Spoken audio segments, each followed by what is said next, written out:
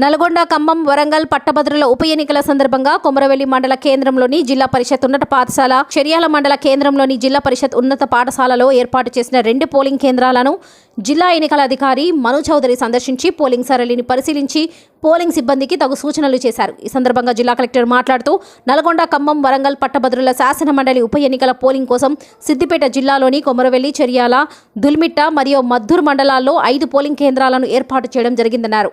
అన్ని పోలింగ్ కేంద్రాలలో ఓటర్ల సౌకర్యం కోసం త్రాగునీరు, మరుగుదొడ్లు, విద్యుత్ తదితర అన్ని సౌకర్యాలు సమకూర్చామన్నారు. ఎమ్మెల్సీ ఎలక్షన్స్ కి సంబంధించి మనకి ఖమ్మం, వరంగల్, నల్గొండ అస్ట్వైల్ దాని కింద 12 జిల్లాలు వస్తున్నాయి. దీంట్లో మనకి 52 క్యాండిడేట్స్ మొత్తం కంటెస్ట్ చేస్తున్నారు. ఈ గ్రాడ్యుయేట్స్ కాన్స్టిట్యుయెన్సీకి సంబంధించి సిద్దిపేట జిల్లాలో మనకి 5 పోలింగ్ స్టేషన్స్ ఉన్నాయి. 5 పోలింగ్ స్టేషన్లలో కూడా 2 చేర్యాల్లో ఉన్నాయి, ఒకటి కొమురవెల్లి, ఒకటి మద్దూరు, ఒకటి దుల్మిట్ట. ఈ 5 పోలింగ్ స్టేషన్లకి సంబంధించి మనకి దాదాపు ఒక 4600 ఓటర్స్ దాకా ఉన్నారు.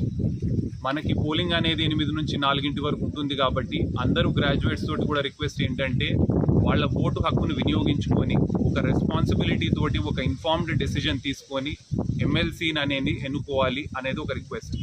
ఈ పోలింగ్కి సంబంధించి మనకి ప్రిఫరెన్షియల్ సిస్టమ్ ఆఫ్ ఓటింగ్ ఉంటుంది కాబట్టి 1 నుంచి 52 వరకు వాళ్ళు ప్రాధాన్యత ఇచ్చుకుంటూ వెళ్ళచ్చు.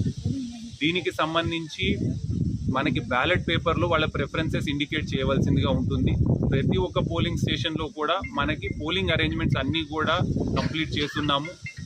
మొత్తం ఎలక్షన్స్ అంతా కూడా పీస్ఫుల్గా జరిగే విధంగా చూస్తాం.